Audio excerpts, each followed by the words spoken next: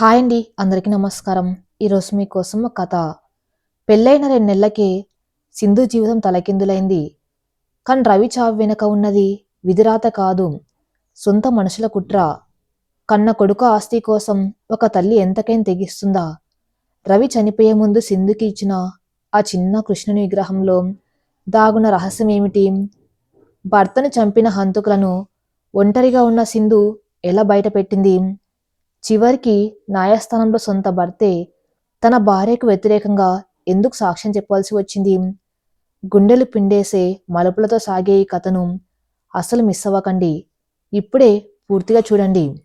ఆ రోజు ఆకాశం మబ్బులతో నిండి ఉంది. సింధు మనసులాగే వాతావరణం అంతా నిశ్శబ్దంగా, గంభీరంగా ఉంది. రాజమండ్రి దగ్గర ఉన్న ఒక పల్లెటూరది. ఊరి చివర ఉన్న ఆ పెద్ద పెంకుటిల్లు ఇప్పుడు బోసిపోయి కనిపిస్తుంది. ఇంటి మధ్య హాల్లో గోడకి వేలాడదీసిన ఫోటోలో రవి నవ్వుతూ కనిపిస్తున్నాడు. ఆ ఫోటోకు వేసిన పూలమాల ఇంకా పూర్తిగా వాడిపోలేదు. ఆ మాలలోని పూలు ఇంకా తమ రంగును కోల్పోలేదు. కానీ ఆ ఇంటి కోడలు సింధు జీవితంలో మాత్రం రంగులన్నీ ఆవిరైపోయాయి. సింధు వయసు 22 ఏళ్ళు. చూస్తే ఇంకా చిన్నపిల్లలా ఉంటుంది. పెళ్ళై కనీసం 2 నెలలు కూడా నిండలేదు. చేతికి ఉన్న గోరింటాకు రంగు ఇంకా పూర్తిగా వెలిసిపోలేదు. కాలపారాని ఆరలేదు. అంతలోనే విధి ఇంత పెద్ద శిక్ష వేస్తుందని ఆమె కల్లో కూడా ఊహించలేదు. సింధు ఆ ఫోటో వైపు శూన్యంలోకి చూస్తూ కూర్చుంది. ఆమె కళ్ళల్లో కన్నీళ్లు కూడా ఇంకిపోయాయి.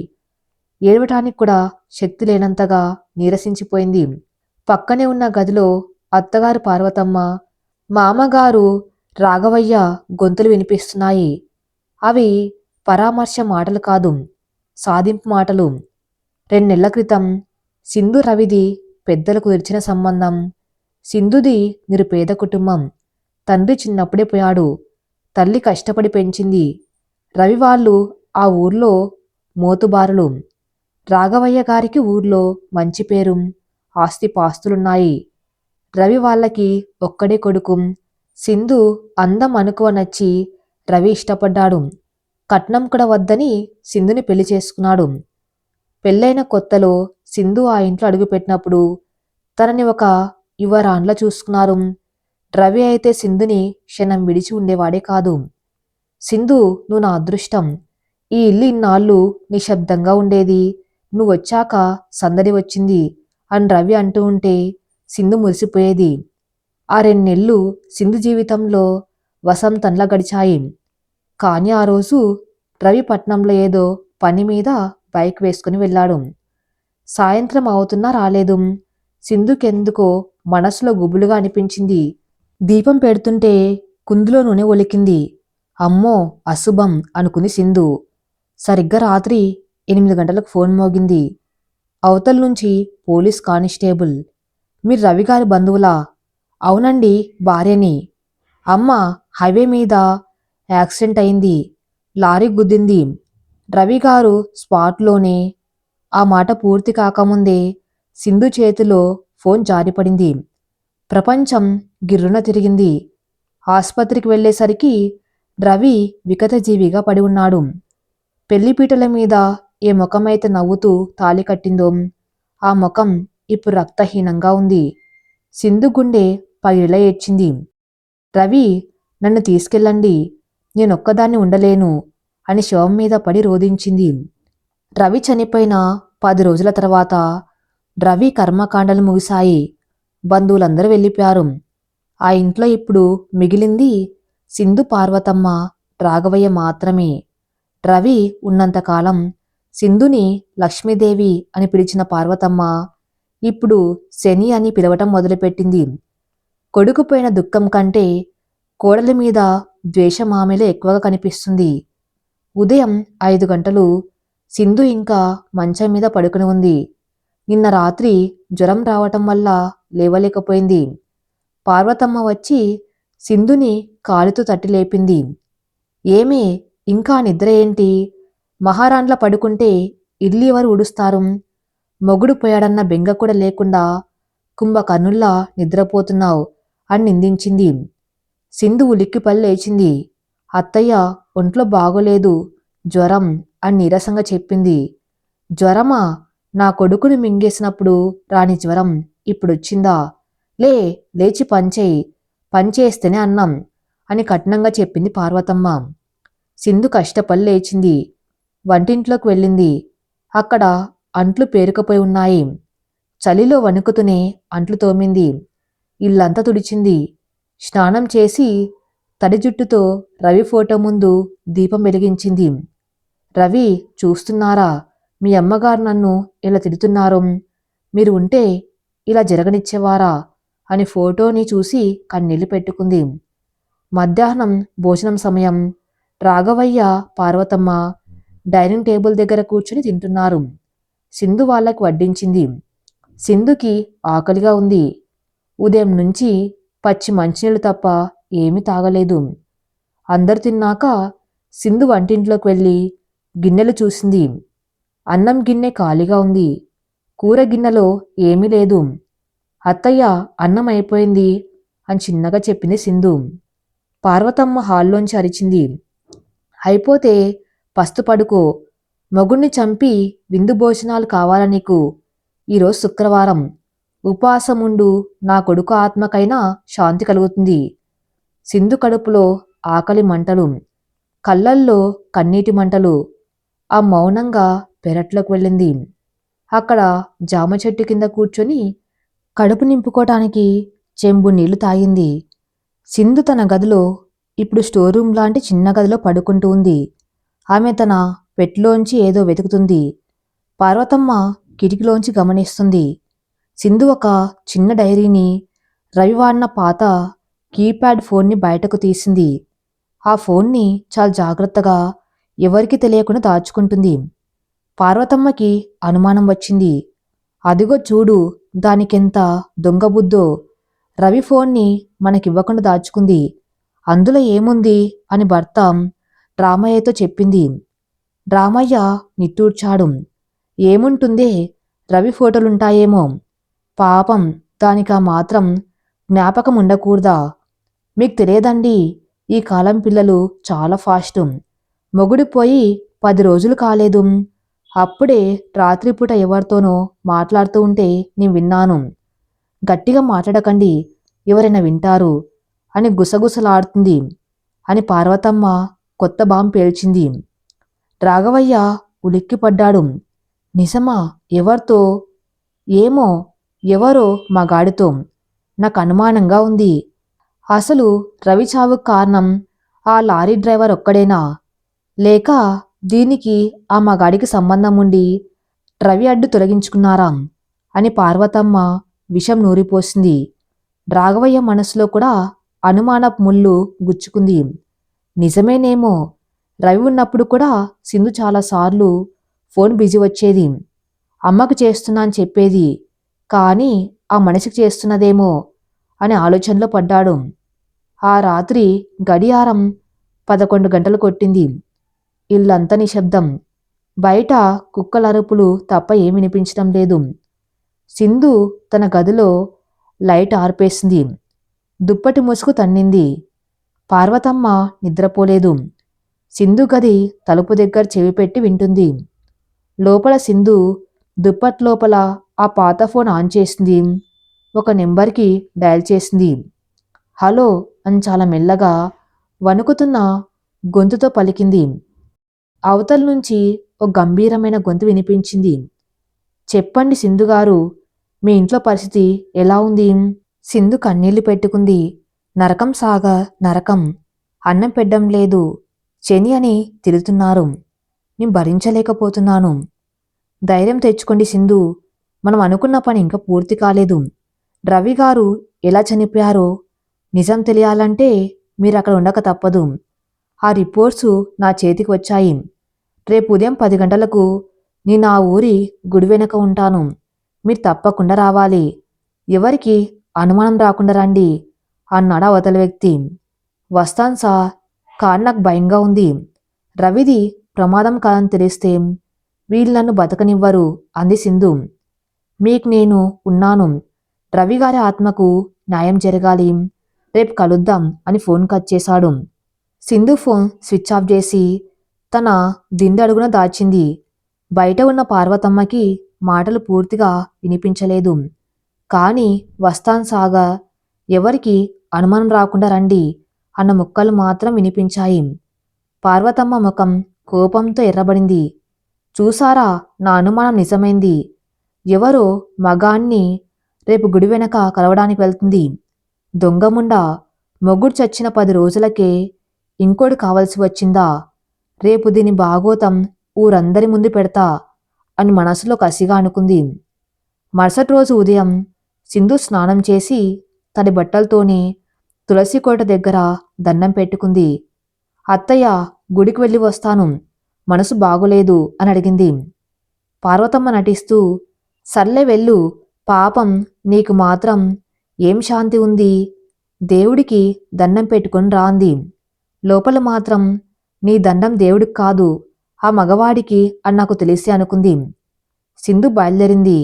ఆమె వెనక పార్వతమ్మ, రాఘవయ్య చాటుగా బయలుదేరారు. సింధు ఊరి గుళ్ళోకి వెళ్ళి దండం పెట్టుకుంది. ఆ తర్వాత గుడి వెనక ఉన్న పాడుబన్న మండపం వైపు నడిచింది. అక్కడ ఒక వ్యక్తి నిలబడి ఉన్నాడు. అతనెవరో ఊరి మనిషిలా లేడు. ప్యాంటు షర్టు వేసుకుని చేతిలో ఒక ఫైల్ పట్టుకుని ఉన్నాడు. సింధు అటు ఇటు చూసి ఆ వ్యక్తి దగ్గరికి వెళ్ళింది. పార్వతమ్మ, రాఘవయ్య చెట్టు చాటు నుంచి చూస్తున్నారు. అదిగో చూడు, ఎవడో సిటీ నుంచి వచ్చినట్టు ఉన్నాడు. వాడే దీని ప్రియుడు. వాడి కోసమే నా కొడుకుని చంపింది అని రాఘవయ్యతో చెప్పింది పార్వతమ్మ. సింధు ఆ వ్యక్తితో ఏదో సీరియస్గా మాట్లాడుతుంది. ఆ వ్యక్తి సింధుకి ఒక కాగితం చూపించాడు. సింధు అది చూసి షాక్ అయి నోరు మూసుకొని ఎరవటం మొదలుపెట్టింది. ఆ వ్యక్తి సింధు భుజం మీద చెయ్యి వేసి ఓదార్చాడు. ఆ దృశ్యం చూడగానే రాఘవయ్యకి రక్తం మరిగిపోయింది. పరాయి మగాడు నా కోడల మీద చెయ్యి వేస్తాడా అని పరిగెత్తుకుంటూ వెళ్ళాడు. పార్వతమ్మ కూడా వెనకే వెళ్ళింది. ఏమే సింధు, ఏంటిది అని గట్టిగా అరిచాడు రాఘవయ్య. సింధు ఉలిక్కిపడి వెనక్కి తిరిగింది. అత్తమామల్ని చూసి భయంతో వణికిపోయింది. ఆ వ్యక్తి కూడా ఆశ్చర్యపోయాడు. రాఘవయ్య నేరుగా వెళ్ళి సింధు చెంప మీద చటక్మని కొట్టాడు. సిగ్గు లేదంటే, మొగుడు పోయి 10 రోజులు కాలేదు, అప్పుడే గుడి వెనక సరసాల అని అరిచాడు. సింధు ఏడుస్తూ కాళ్ళ మీద పడింది. మామయ్య, మీరు తప్పుగా అర్థం చేసుకున్నారు. ఈయన నా ఫ్రెండ్ కాదు. నోర్మి, కల్లారా చూశాక కూడా అబద్ధాలా? ఎవరు వీడు? వీడి కోసమే కదా నా కొడుకుని చంపావు అని పార్వతమ్మ సింధు జుట్టు పట్టుకుంది. ఆ కొత్త వ్యక్తి కలగజేసుకున్నాడు. సార్, ఆపండి. మీరు అనుకున్నట్టు ఆమె తప్పు చేయడం లేదు. ఆమె చాలా పెద్ద విషయాన్ని డీల్ చేస్తుంది. నా పేరు డాక్టర్ చక్రవర్తి. నేను రవి గారికి పోస్ట్ మార్టం చేసిన ఫోరెన్సిక్ డాక్టర్ని. ఆ మాట వినగానే రాఘవయ్య, పార్వతమ్మ స్థానువులైపోయారు. పోస్ట్ మార్టం డాక్టరా? ఇక్కడికెందుకు వచ్చావు అని అడిగారు. డాక్టర్ చక్రవర్తి గంభీరంగా చెప్పాడు. రవి గారిది యాక్సిడెంట్ అని అందరూ అనుకుంటున్నారు. కానీ పోస్ట్ మార్టం రిపోర్ట్లో ఒక విచిత్రమైన విషయం బయటపడింది. రవి గారి శరీరంలో నిద్ర మాత్ర డోసు చాలా ఎక్కువగా ఉంది. అంటే యాక్సిడెంట్కి ముందే ఆయనకెవరో నిద్ర మాత్రలు ఇచ్చారు. అందుకే ఆయన బైక్ కంట్రోల్ చేయలేకపోయారు. ఇది యాక్సిడెంట్ కాదు, పక్కా ప్లాన్ చేసిన మర్డర్. ఆ మాట విని సింధు గట్టిగా ఏడ్చింది. రాఘవయ్యకి కాళ్ళ కింద భూమి కదిలింది. కాని పార్వతమ్మ ముఖంలో మాత్రం భయం కనిపించింది. ఆమె కళ్ళు దొంగచూపులు చూశాయి. ఏంటి డాక్టర్ గారు, ఏదేదో చెప్తున్నారు? నా కొడుకు మందులెందుకు వేసుకుంటాడు?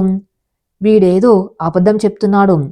వీణ్ణి దీన్ని ఇద్దరిని పోలీస్ స్టేషన్కి ఈడ్చుకెళ్ళండి అని అరిచింది పార్వతమ్మ. ఆమె గొంతులో ఏదో తెలియని కంగారు. సింధు అత్తగారి వైపు అనుమానంగా చూసింది. రవి చనిపోయిన రోజు ఉదయం రవి కాఫీ ఇచ్చింది పార్వతమ్మే. ఆ కాఫీ తాగాక రవి తల తిరుగుతుంది అని అన్నాడు. అంటే కన్నతల్లే కొడుకును చంపిందా? ఎందుకు? అప్పుడే డాక్టర్ చక్రవర్తి ఇంకో బాంబు పేల్చాడు. అంతేకాదు రాఘవయ్య గారు, రవి గారి పేరు మీద ఉన్న 50 లక్షల ఇన్సూరెన్స్ పాలసీ నామినీగా సింధు పేరు ఉండాలి. కానీ రవి చనిపోవడానికి 2 రోజుల ముందే అది మార్చబడింది. కొత్త నామిని ఎవరో తెలుసా అని అడిగాడు. ఎవరు? అడిగారు రాఘవయ్య. డాక్టర్ చక్రవర్తి పార్వతమ్మ వైపు వేలు చూపించాడు. మీ భార్య పార్వతమ్మ గారు.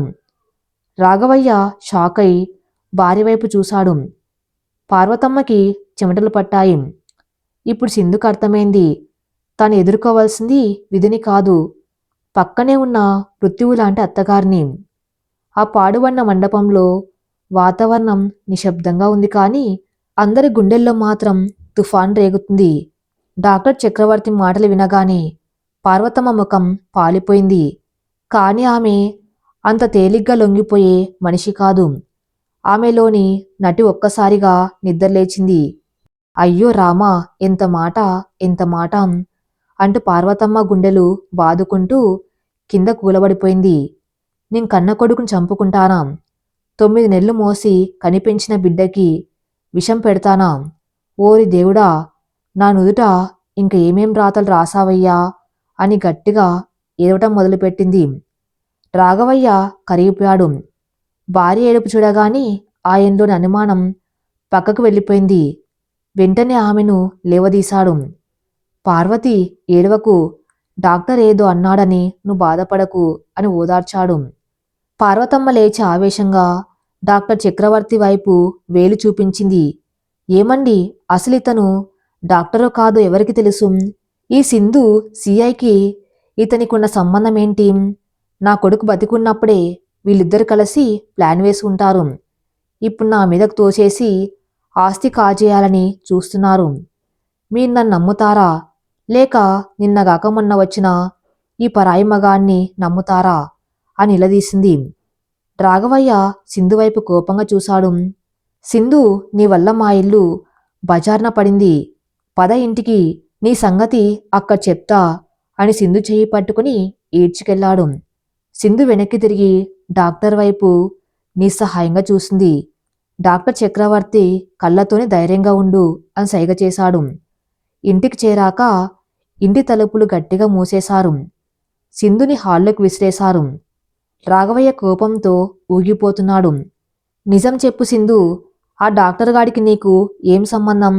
నా భార్య మీద ఎందుకు నిందలు వేస్తున్నారు? సింధు ఏడుస్తూ కాళ్ళ మీద పడింది. మామయ్య, నమ్మండి, నాకు ఆ డాక్టర్కి ఏ సంబంధం లేదు. రవి చావుకు కారణం ఎవరో తెలుసుకోవటానికి వెళ్ళాను. అత్తయ్య గారు ఇన్సూరెన్స్ నామినీని మార్చింది నిజం కాదా అని అడగండి అని అంది. రాఘవయ్య పార్వతమ్మ వైపు చూశాడు. అవును పార్వతి, ఆ నామినీ విషయం ఏంటి? రవి సంతకం లేకుండా ఎలా మారుతుంది? పార్వతమ్మ తడబడకుండా అబద్ధం చెప్పింది. అది రవి చనిపోవటానికి వారం ముందు వాడే మార్చాడు. అమ్మా, సింధుకింకా లోకం తెలియదు. డబ్బు చేతికి వస్తే ఎవరైనా మోసం చేస్తారు. నీ దగ్గర ఉంటే సేఫ్ అని వాడే నా పేరు పెట్టాడు. కావాలంటే ఆఫీస్కి వెళ్ళి కనుక్కోండి అని అంది. నిజానికి అక్కడ ఉన్నది ఫోర్జరీ సంతకమని ఆమెకు తెలుసు. రాఘవయ్య ఆ మాయలో పడిపోయాడు. చూసావా సింధు, నా కొడుక్కి తల్లి మీద ఉన్న నమ్మకం అది. కాని నువ్వు ఆ తల్లిని హంతకురాల్ని చేశావు. ఈ క్షణం నుంచి నువ్వు ఈ ఇల్లు దాటి బయటకు వెళ్ళడానికి వీల్లేదు అని హుంకం జారీ చేశాడు. సింధు దగ్గర ఉన్న పాత ఫోన్ని కూడా పార్వతమ్మ లాక్కొని నేలకేసి కొట్టింది. అది ముక్కలైంది. ఇకెవరితో మాట్లాడతావో చూస్తా అని సింధుని గదిలో వేసి బయట గడియ పెట్టింది. చీకటి గదిలో సింధు ఆ గదిలో బందీ అయింది. చేతిలో ఫోన్ లేదు. బయట ప్రపంచంతో సంబంధం తెగిపోయింది. ఆకలి దాహం వేస్తున్నా అడిగే ధైర్యం లేదు. కానీ ఆ మనసులో ఒకటే ఆలోచన, రవిని చంపింది అమ్మేనా లేక వేరే ఎవరైనా ఉన్నారా? ఆమెకు రవి చనిపోయిన రోజు గుర్తుకు వచ్చింది.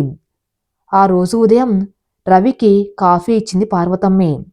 ఆ తర్వాత రవి సింధు దగ్గరకు వచ్చి, సింధు, ఈరోజు అమ్మ కాఫీలో ఏదో కలిపిందనుకుంటాం, రుచి తేడాగా ఉంది అని నవ్వాడు. అప్పుడు సింధు దాని జోక్ అనుకుంది. కానీ ఇప్పుడు అది నిజమనిపిస్తుంది. సింధుకు అర్థమైంది తనిక్కడ కూర్చొని ఏడిస్తే లాభం లేదు. సాక్ష్యం సంపాదించాలి. ఆ సాక్ష్యం ఈ ఇంట్లోనే ఉంటుంది, పార్వతమ్మ గదిలో. 2 రోజుల తర్వాత రాఘవయ్య పొలం పనుల మీద బయటికి వెళ్ళాడు. పార్వతమ్మ పెరట్లో స్నానం చేస్తుంది. ఇదే అదను. సింధు తన గది కిటికీ ఊచలు బలం కొద్దీ పక్కకు జరిపింది. ఎలాగోలా ఆ సందులోంచి బయటకు వచ్చింది. నేరుగా అత్తగారి బెడ్రూంలోకి వెళ్ళింది. పార్వతమ్మ బీరువా తాళం ఎప్పుడూ దిండు కిందే ఉంటుంది. సింధు తాళం తీసి బీరువా తెరిచింది. బట్టలు, నగలు అన్ని చిందరవందరంగా ఉన్నాయి. ఆమెకు ఏం వెతకాలో తెలియలేదు. కాని ఏదో ఒక క్లూ దొరక్కపోతాదా అని ఆశ. బట్టల మధ్యలో ఒక చిన్న స్టీల్ డబ్బా ఉంది. దాన్ని తెరిచింది. అందులో రవి చిన్నప్పటి ఫోటోలు, కొన్ని పాత కాగితాలున్నాయి.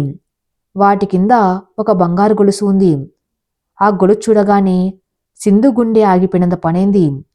అది రవి మెడలో ఎప్పుడు ఉండే రుద్రాక్ష చైను. రవి చనిపోయినప్పుడు ఆ శవం మెడలో ఆ చైన్ లేదు. పోలీసులు యాక్సిడెంట్ జరిగినప్పుడు ఎవరు దొంగలించి ఉంటారు అని చెప్పారు. మరి అది పార్వతమ్మ బీరువాలోకి ఎలా వచ్చింది? అంటే రవి చనిపోయాక, లేదా చనిపోయే ముందు ఈ చైన్ పార్వతమ్మ దగ్గరికి చేరింది. ఇది చాలు. ఇది ప్రత్యక్ష సాక్ష్యం. సింధు ఆ చైన్ని తీసుకుని తన జాకెట్ లోపల దాచుకుంది. అంతలోనే బాత్రూమ్ తలుపు చప్పుడైంది. పార్వతమ్మ వస్తుంది. సింధు గబగబా బీరువా మూసేసింది. కాని తాళం వేయటం మర్చిపోయింది. మంచం కింద దాక్కోటానికి టైం లేదు. పక్కనే ఉన్న కటన్ వెనుక నక్కింది. పార్వతమ్మ లోపలికి వచ్చింది. అద్దం ముందు నిలబడి తల తుడుచుకుంటుంది. అకస్మాత్తుగా ఆమె చూపు బీరువా మీద పడింది. బీరువా తలుపు కొంచెం తెరిచి ఉంది. పార్వతమ్మకి అనుమానం వచ్చింది. నేను తాళం వేసి వెళ్ళాను కదా, ఎవరు తీశారు? ఆమె చేతిలో ఉన్న టవల్ పక్కన పడేసి నెమ్మదిగా బీరువా దగ్గరికి వెళ్ళింది. లోపల స్టీల్ డబ్బా కదిలి ఉండటం గమనించింది. తెరచి చూసింది. అందులో ఉండవలసిన రవి గొలుసు లేదు. పార్వతమ్మ కళ్ళు నిప్పులు కక్కాయి. దొంగముండా, ఇంట్లోనే ఉన్నదన్నమాట అని గట్టిగా అరిచింది. ఆమె గది 4 మూలలా చూసింది. కటన్ కదలడం గమనించింది. వేగంగా వెళ్ళి కటన్ లాగింది.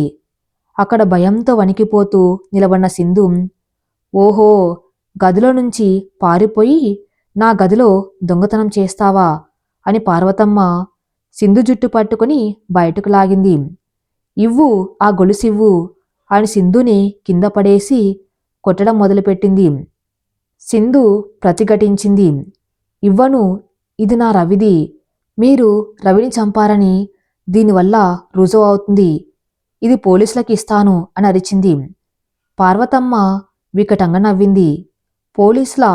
వాళ్ళకివ్వడానికి నువ్వు బతికి ఉంటే కదా అంటూ పక్కనే ఉన్న రోకలి బండ తీసుకుని సింధు మీదికి ఎత్తింది. సింధు భయంతో కళ్ళు మూసుకుంది. చచ్చిపోవే పీడా అని పార్వతమ్మ బలంగా కొట్టబోయింది.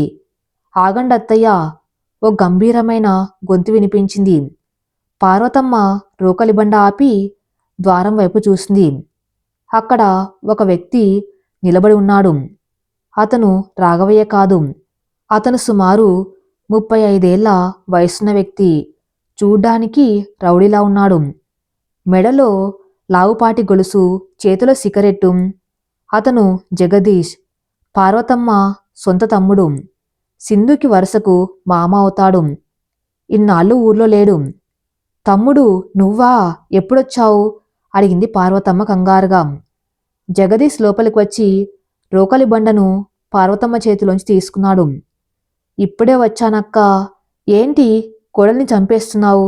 అంత పని చేస్తే కేసు మన మెడకు చుట్టుకుంటుంది అన్నాడు కూల్గా.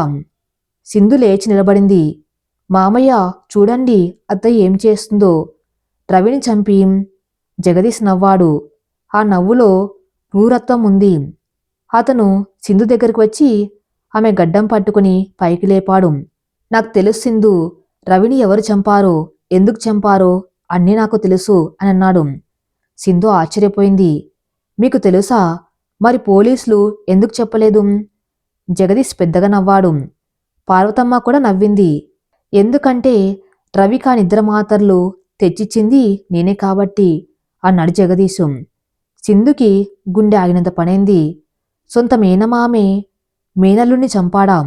అక్క తమ్ముడు కలిసి ఇంత ఘాతుకానికి ఒడికట్టారాం. ఎందుకు? రవి మీకు ఏం అన్యాయం చేశాడు అని అడిగింది సింధు ఏడుస్తూ. అన్నయ్యమా, వాడు మాకు అడ్డు సింధు. బావగారు ఆస్తి మొత్తం రవికి రాశారు. రవి బతుకుంటే ఆ ఆస్తి నాకు, అక్కకి చిల్లిగవ్వ కూడా దక్కదు. అందుకే వాణ్ణి లేపేశాం. ఇప్పుడు నువ్వడ్డు, నిన్ను చంపితే అనుమానం వస్తుంది. అందుకే వేరే ప్లాన్ ఉంది అన్నాడు జగదీశం. ఏం ప్లాను అడిగింది పార్వతమ్మ. జగదీశు సింధు వైపు కామంగా చూశాడు. ఈమెను పిచ్చిదని ముద్ర వేసి సిటీలో ఉన్న మెంటల్ హాస్పిటల్లో చేర్పిద్దాం. అక్కడ కరెంటు షాక్లతో ఎలాగో పిచ్చిదైపోతుంది. అప్పుడు ఆస్తికి గార్డియన్గా నువ్వుంటావు. ఈలోపు ఆ ఇన్సూరెన్స్ డబ్బులు పంచుకుందామన్నాడు. సింధుకు అర్థమైంది తను రాక్షసుల మధ్య చిక్కుకుందని. రాఘవయ్య అమాయకుడు. ఆయనకి ఈ నిజం తెలిసేలోపు తన్ని మాయం చేసేస్తారు. ఇప్పుడు తన్ని కాపాడేది ఎవరు? ఆ డాక్టర్ చక్రవర్తి ఎక్కడో పట్నంలో ఉన్నాడు. తన దగ్గర ఫోన్ లేదు. జగదీశు సింధు చేతిలో ఉన్న బంగారు గొలుసును లాక్కున్నాడు. ఇది నీ దగ్గర ఉంటే ప్రమాదం అని తన జోబులో వేసుకున్నాడు. ఒరేయ్, దీన్ని మళ్ళీ గదిలో వేసి బంధించండి. ఈ రాత్రికి దీన్ని సిటికి తరలిద్దాం అని అన్నాడు. సింధును మళ్ళీ ఆ చీకటి గదిలోకి తోసేశారు. రాత్రి 9 గంటలు. బయట జీప్ శబ్దం వినిపించింది. జగదీష్ వచ్చాడు. అక్క రెడీనా? డాక్టర్తో మాట్లాడాను. సర్టిఫికేట్ రెడీ అని అన్నాడు. సింధు గదిలో మూల కూర్చుని దేవుని ప్రార్థిస్తుంది. రవి, నీ చావుకు కారణమైన వీళ్ళని శిక్షించే వరకు నన్ను బతకనివ్వు. గది తలుపులు తెరుచుకున్నాయి. జగదీశు మరో 2 మనసులు వచ్చారు. సింధును బలవంతంగా లేపారు. ఆమె నోటికి ప్లాస్టర్ వేశారు. చేతులు కట్టేశారు. వెనుక దారిగుండా తీసుకెళ్లి జీప్లో పడేశారు. జీప్ కదిలింది. సింధు కిటికీలోంచి చూస్తుంది. ఇల్లు దూరం అవుతుంది. రాఘవయ్య గారికి తను ఎక్కడికి వెళ్తున్నానో కూడా తెలియదు. బహుశా పుట్టింటికి పారిపోయింది అని చెప్తారు. జీప్ ఊరి పొలిమేర దాటింది. అడవి మార్గంలో వెళ్తుంది. అకస్మాత్తుగా జీప్ ముందు ఒక పెద్ద చెట్టు అడ్డంగా పడి ఉంది. డ్రైవర్ సడన్ బ్రేక్ వేశాడు. ఏంట్రా ఇది? గాలి లేదు, వాన లేదు, చెట్టు పడింది అన్నాడు జగదీష్ విసుగ్గా. అందరు కిందికి దిగారు. చీకట్లో ఒక వ్యక్తి నడుచుకుంటూ వచ్చాడు. హెడ్ లైట్స్ వెలుతురులో అతని ముఖం కనిపించడం లేదు.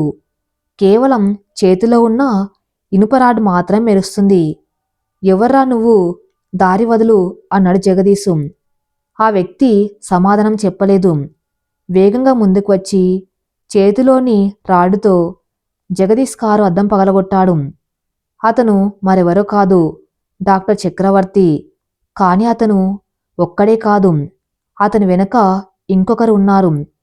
పోలీసు యూనిఫామ్లో ఉన్న ఓ గంభీరమైన వ్యక్తి, ఎస్ఐ ప్రతాప్. సింధుకి ప్రాణం లేసి వచ్చింది. కాని జగదీష్ దగ్గర కత్తి ఉంది. పోలీసా అయితే ఏంటి? ఇక్కడి చంపేసి పాతేస్తాం అని జగదీష్ కత్తీశాడు. ఏరా డాక్టర్, నా మేనను చంపినట్టే నిన్ను కూడా ఇక్కడే పాతిపెట్టమంటావా అని జగదీష్ కత్తితో డాక్టర్ మీదకు దూకాడు. డాక్టర్ చక్రవర్తి పక్కకు తప్పుకున్నాడు. కాని జగదీష్ ఆగలేదు. డాక్టర్ చేతికి కత్తికాటు పడింది. సార్ షూట్ అని అరిచాడు చక్రవర్తి. ఎస్ఐ ప్రతాప్ ఆలస్యం చేయలేదు. గన్నెత్తి జగదీష్ కాలు మీద కాల్చాడు. డామ్! అడవి అంతా ప్రజ్వలించే శబ్దం. అమ్మో అని అరుస్తూ జగదీష్ కింద పడిపోయాడు. కత్తి జారిపడింది. వెనక ఉన్న 2 రౌడీలు పారిపోవడానికి ప్రయత్నించారు. కాని ప్రతాప్ గన్ను వాళ్ళ వైపు తిప్పాడు. ఒక్కడుగు వేస్తే తలలు లేచిపోతాయి అని హెచ్చరించాడు. వాళ్ళు చేతులు పైకెత్తి నిలబడ్డారు. డాక్టర్ చక్రవర్తి గాయపడిన చేత్తోనే పరిగెత్తుకుంటూ జీపు దగ్గరికి వెళ్ళాడు. లోపల సింధు భయంతో వణికిపోతుంది. ఆమె నోటికి ప్లాస్టర్, చేతులకు తాళ్ళు ఉన్నాయి. చక్రవర్తి తాళ్ళు విప్పాడు. ప్లాస్టర్ తీశాడు. సింధుగారు భయపడకండి, మీరు సేఫ్ అన్నాడు. సింధు గట్టిగా ఏడ్చేసింది. డాక్టర్ గారు, వాళ్ళు నన్ను చంపేయాలనుకున్నారు. ప్రతాప్ వచ్చి జగదీష్ జోబులు వెతికాడు. అందులో సింధు దగ్గర నుంచి లాక్కున్న రవి బంగారు గొలుసు దొరికింది. ఇదే కదా సాక్ష్యం అని అడిగాడు ప్రతాప్. సింధు తల ఊపింది. అవును సార్, అది రవిది.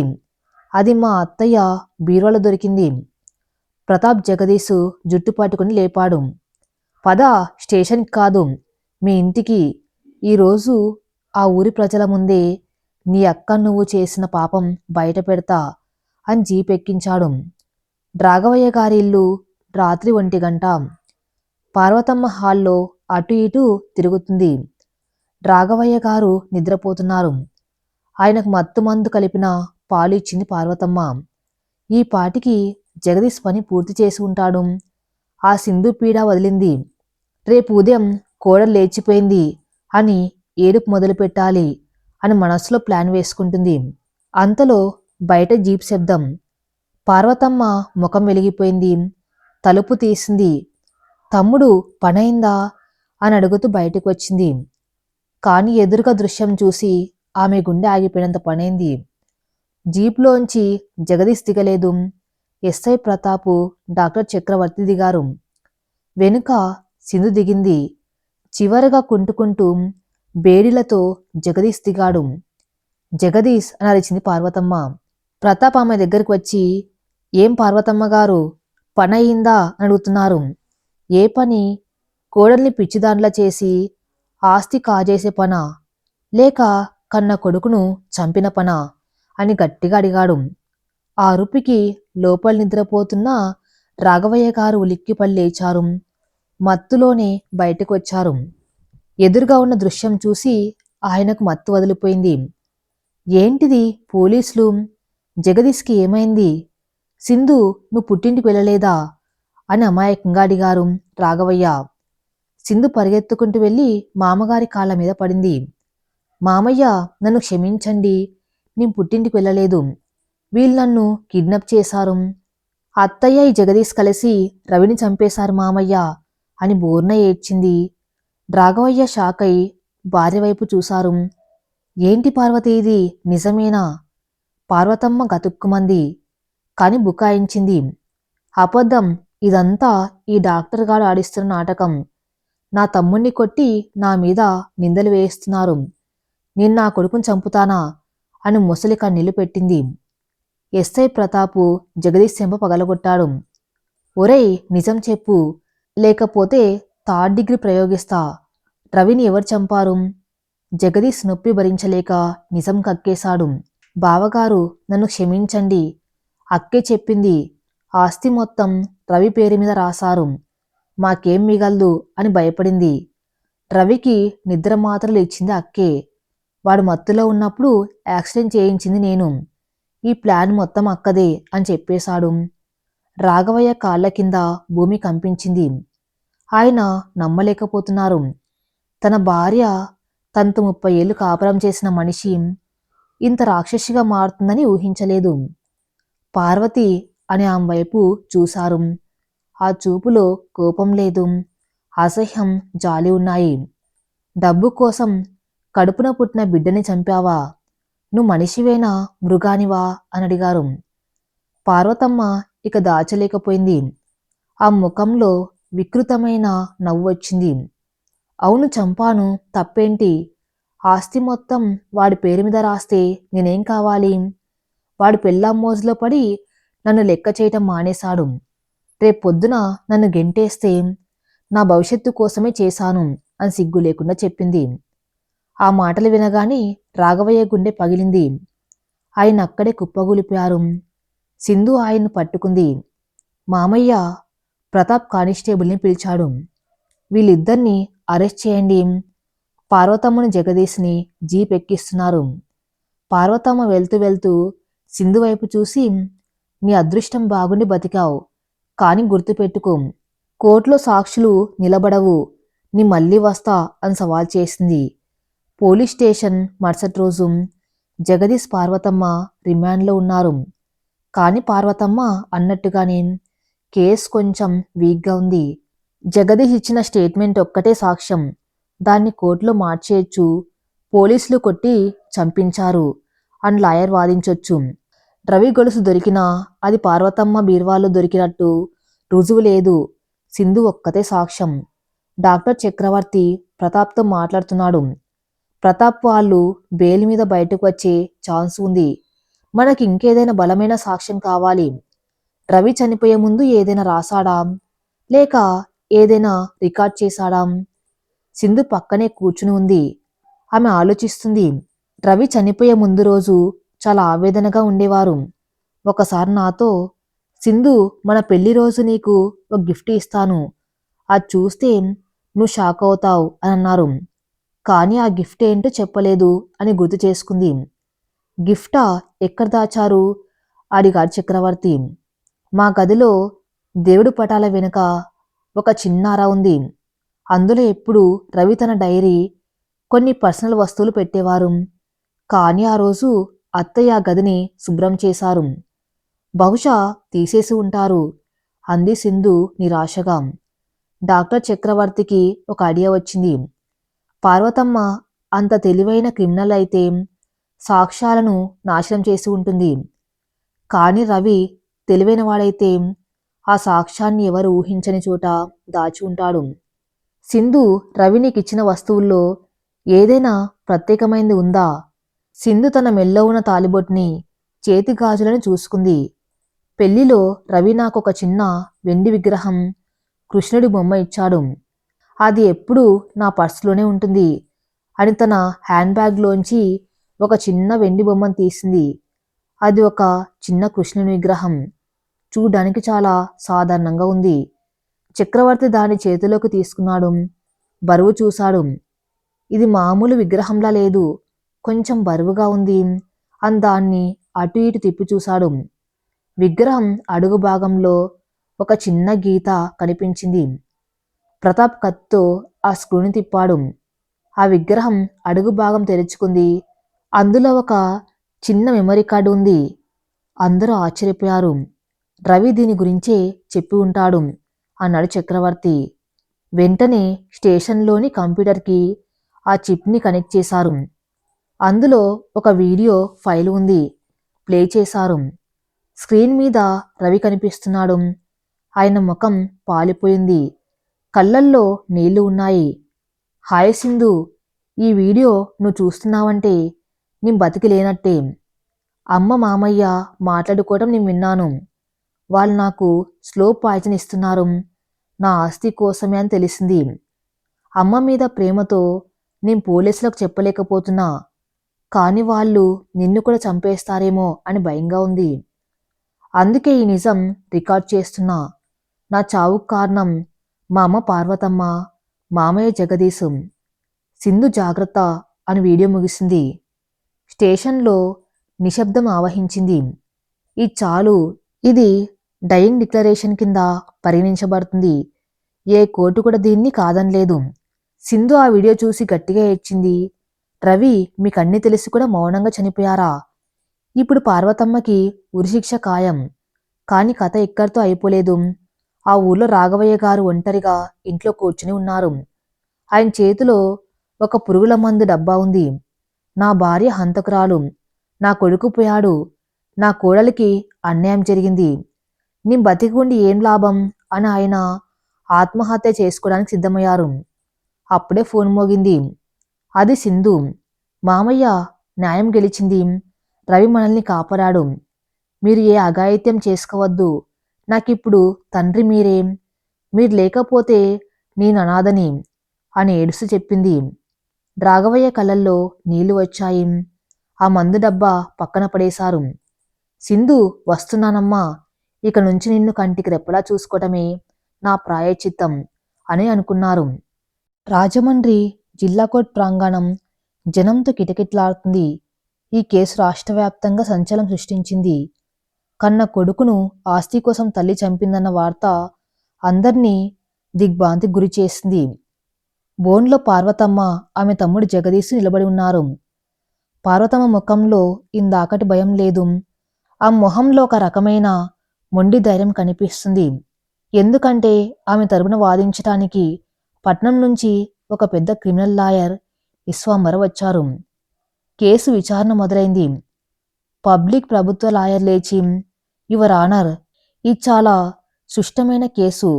ఆస్తి కోసం కన్న కొడుకు రవిని నిందితులు పార్వతమ్మ మరియు జగదీశ్లు కుట్రపన్ని హత్య చేశారు. దీనికి సాక్ష్యంగా మృతుడి వాంగ్మూలం మా దగ్గర ఉంది అని వాదించారు. ఆ వీడియోని కోర్టులో ప్లే చేశారు. రవి కన్నీళ్లతో తన తల్లి కుట్ర గురించి చెప్పిన మాటలు విని కోర్టులో ఉన్న వాళ్ళందరూ చలించిపోయారు. సింధు బోర్న ఏడ్చింది. రాఘవయ్య గారు తలదించుకుని కన్నీళ్లు పెట్టుకుంది. కాని డిఫెన్స్ లాయర్ విశ్వాంబర్ లేచాడు. ఆయన ముఖంలో ఎగతాళి నవ్వు ఉంది. యువర్ ఆనర్, ఈ వీడియోని నేను సాక్ష్యంగా ఒప్పుకోను అన్నాడు. కోర్టులో కలకలం రేగింది. ఎందుకంటే ఈ కాలంలో టెక్నాలజీ చాలా పెరిగిపోయింది. డీప్ ఫేక్ టెక్నాలజీ ద్వారా చనిపోయిన వారి ముఖంతో ఎలాంటి వీడియో అయినా సృష్టించవచ్చు. ఈ వీడియోని సింధు ఆ డాక్టర్ చక్రవర్తి కలిసి సృష్టించారు. నా క్లయింట్ పార్వతమ్మ అమాయకురాలు. సింధుకి ఆ డాక్టర్తో ఉన్న సంబంధానికి అడ్డు వస్తున్నాడని రవిని చంపి ఆ నేరం అత్తగారి మీద నెట్టి ఆస్తితో పారిపోవాలన్నది వారి ప్లాన్ అని వాదించారు. సింధుకి కోపం కట్టలు తెంచుకుంది. అబద్ధం, చీ, ఎంత నీచంగా మాట్లాడుతున్నారు అని అరిచింది. జడ్జి గారు ఆమెను వారించారు. లాయర్ విశ్వాంబర ఇంకా రెచ్చిపోయారు. రవి బాడీలు దొరికిన నిద్ర మాత్రలు సింధు ఇచ్చిన పాల్లో కూడా ఉండి ఉండవచ్చు కదా. అసలు తల్లి పాల్లో విషం కలుపుతుందా? భార్య కలిపే అవకాశమే ఎక్కువ అని లాజిక్ లాగారు. కేసు సింధు వైపు తిప్పుతున్నట్టు అనిపించింది. పార్వతమ్మ ముఖంలో గెలుపు నవ్వు వెలిసింది. డాక్టర్ చక్రవర్తిని సాక్ష్యం కోసం పిలిచారు. డాక్టర్, మీరు రవి బాడీలో స్లీపింగ్ పిల్స్ ఉన్నాయని చెప్పారు. అవి సింధు ఇచ్చి ఉండవచ్చు కదా అని లాయర్ అడిగాడు.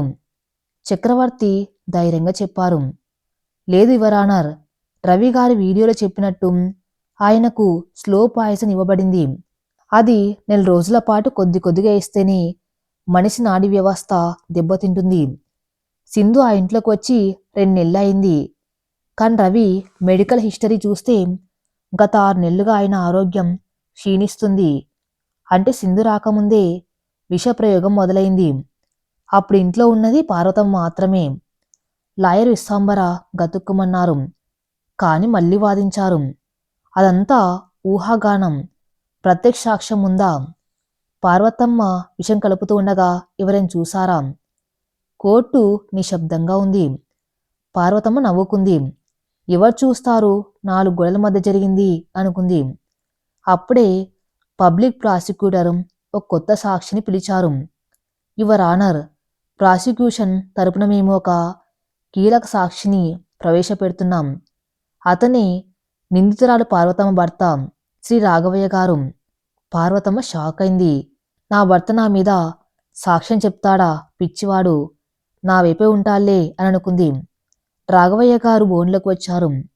ఆయన నడకలో తడబాటు ఉన్న, కళ్ళల్లో నిప్పులున్నాయి. భగవద్గీత మీద ప్రమాణం చేశారు. లాయర్ అడిగాడు. రాఘవయ్య గారు, మీ భార్య మీ కొడుకుని చంపిందని మీరు నమ్ముతున్నారా? రాఘవయ్య గారు పార్వతమ్మ వైపు చూశారు. ఆ చూపికి పార్వతమ్మ తలదించుకుంది. ఆయన గంభీరంగా చెప్పారు. నమ్ముతున్నాను అనడం తప్పు, కాని తెలుసు. ఆ రాత్రి పోలీసులు జగదీశ్ని పట్టుకుని ఇంటికి వచ్చినప్పుడు నా భార్య నా ముందే నిజం ఒప్పుకుంది. అవును, ఆస్తి కోసం నేనే చంపాను, తప్పేంటి అని సిగ్గు లేకుండా చెప్పింది. 30 ఏళ్లుగా ఆమె నా భార్య, కానీ ఆమెలో ఇంత రాక్షసి దాగి ఉందని నేను గ్రహించలేకపోయాను. ఆమెకు డబ్బు పిచ్చి, నా కొడుకు ప్రాణం కంటే ఆమెకు ఆస్తులు ఎక్కువయ్యాయి. కోర్టు మొత్తం నిశ్శబ్దం. భర్తే భార్యకు వ్యతిరేకంగా సాక్ష్యం చెప్పటం చాలా అరుదు. రాఘవయ్య గారు కన్నీళ్లు పెట్టుకున్నారు. జడ్జి గారు, నా కొడుకు పోయాడు, వాణ్ణి నేను తిరిగి తేలేను. కానీ నా కోడలు సింధు అగ్ని లాంటిది. ఆ మీద పడిన మచ్చను తుడిచేయండి. ఈ రాక్షసికి తగిన శిక్ష వేయండి. ఆయన సాక్ష్యంతో డిఫెన్స్ వాదనలన్నీ పటాపంచలయ్యాయి. Ravi video, doctor report, Raghavayya గారి సాక్ష్యం అన్నీ కలిసి పార్వతమ్మ మెడకు ఉచ్చు బిగించాయి. జడ్జి గారు తీర్పు చదవటం మొదలుపెట్టారు. సమాజంలో తల్లి ప్రేమ అనేది అత్యంత పవిత్రమైంది. కానీ ఇక్కడ ఒక తల్లి ధన వ్యామోహంతో కసాయిగా మారింది. ఇది క్షమించరాని నేరం. నిందితులు పార్వతమ్మ, జగదీశ్లకు భారతీయ శిక్షాశృతి ప్రకారం యావజ్జీవ కారాగార శిక్ష విధించబడుతుంది. తీర్పు వినగానే పార్వతమ్మ కుప్పగూలిపోయింది. అయ్యో, నా ఆస్తి, నా డబ్బు అని ఏడవటం మొదలుపెట్టింది. ఆమెకు జైలు శిక్ష కంటే ఆస్తి అనుభవించలేకపోతున్నాననే బాధే ఎక్కువ ఉంది. పోలీసులు ఆమెను, జగదీష్ని ఈడ్చుకెళ్లారు. సింధు రాఘవయ్య గారిని పట్టుకుని ఏడ్చింది. న్యాయం గెలిచింది మామయ్య. 6 నెలల తర్వాత ఆ పల్లెటూరి ఇల్లిప్పుడు కలకల్లాడుతుంది. సింధు ఆ ఇంటి వరండాలో కూర్చుని డిగ్రీ ఫైనల్ ఇయర్ పరీక్షలకు చదువుకుంటుంది. రాఘవయ్య గారు ఉయ్యల్లో కూర్చుని పేపర్ చదువుతున్నారు. అమ్మ సింధు, కాఫీ తాగుతావా అని అడిగారు ఆయన. వద్దు మామయ్య, మీరే తాగండి. ఇప్పుడే గుడికి వెళ్ళి వస్తాను అని పుస్తకం మూసేసింది. సింధు లోపలికి వెళ్ళి తయారై వచ్చింది. ఆమె ఇప్పుడు తెల్లచీర కట్టుకోవడం లేదు. లేత రంగు కాటన్ చుడిదార్ వేసుకుంది. చేతికి వాచి, మొహంలో ఆత్మవిశ్వాసం. రాఘవయ్య గారు ఆమెను చూసి మురిసిపోయారు. ఆయన సింధుని బలవంతంగా చదువుకోమని పట్నంలో కాలేజీలో చేర్పించారు. నువ్వు జీవితాంతం వితంతువులా కుమిలిపోవద్దు. చదువుకో, ఉద్యోగం చేయి, నీ కాళ్ళ మీద నువ్వు నిలబడు అని ప్రోత్సహించారు. సింధు రవి ఫోటో దగ్గరికి వెళ్ళింది. ఫోటోకి తాజా పూలదండ వేసింది. రవి, ఈ రోజున ఎగ్జామ్స్ లాస్ట్ డే, మీ ఆశీస్సులు కావాలి అని దండం పెట్టుకుంది. అక్కడ ఫోటోలో రవి నవ్వుతున్నట్టు అనిపించింది. ఆమెకు తెలుసు, రవి భౌతికంగా లేకపోయినా ఒక జ్ఞాపకంగా, ఒక ధైర్యంలా ఎప్పుడు తన వెంటే ఉంటాడని. గేటు దగ్గర హారన్ మోగింది. డాక్టర్ చక్రవర్తి వచ్చాడు. అతనిప్పుడు సింధుకి, రాఘవయ్య గారికి మంచి ఫ్యామిలీ ఫ్రెండ్ అయ్యాడు. సింధు గారు, ఎగ్జామ్కి టైం అవుతుంది, డ్రాప్ చేస్తాను రండి అన్నాడు. రాఘవయ్య గారు నవ్వుతూ, వెళ్ళమ్మా, జాగ్రత్తగా రాయన్నారు. సింధు డాక్టర్ చక్రవర్తి బైక్ వెనక కూర్చుని కాలేజ్కి బయలుదేరింది. గాలి సింధు చున్నీని ఎగరవేస్తుంది. ఆకాశంలో మబ్బులు విడిపోయి సూర్యుడు ప్రకాశవంతంగా వెలుగుతున్నాడు. అగ్ని పరీక్ష ముగిసింది. సింధు సీతల గెలిచింది. కానీ ఆమె రాముడి కోసం ఎదురు చూడ్డం లేదు. తన్ని తాను రాముల్లా మార్చుకుని జీవిత యుద్ధంలో ముందుకు సాగుతుంది. ఆమె గడిచిన కష్టాలు ఒక మాసిపోని మాల్లాంటివి కావచ్చు. కానీ రవి జ్ఞాపకాలు ఆమెకు వీడని నీడలా ఎప్పటికీ తోడుంటాయి. జీవితంలో ఎంత పెద్ద కష్టం వచ్చినా ఆత్మవిశ్వాసం మరియు నిజాయితీ ఉంటే విజయం తథ్యం. ఒక స్త్రీకి భర్తతో లేకపోయినా చదువు మరియు ధైర్యం ఉంటే సమాజంలో తలెత్తుకొని బతకగలదు. రాఘవయ్య గారి పాత్ర ద్వారా మనిషికి రక్త సంబంధం కంటే మానవత్వం గొప్పదని నిరూపించబడింది. ఈ కథ ఇంతటితో సమాప్తం. మరిన్ని మంచి స్టోరీస్ కోసం నా ఛానల్ని ఫాలో అవుతూ ఉండండి. Thank you for listening.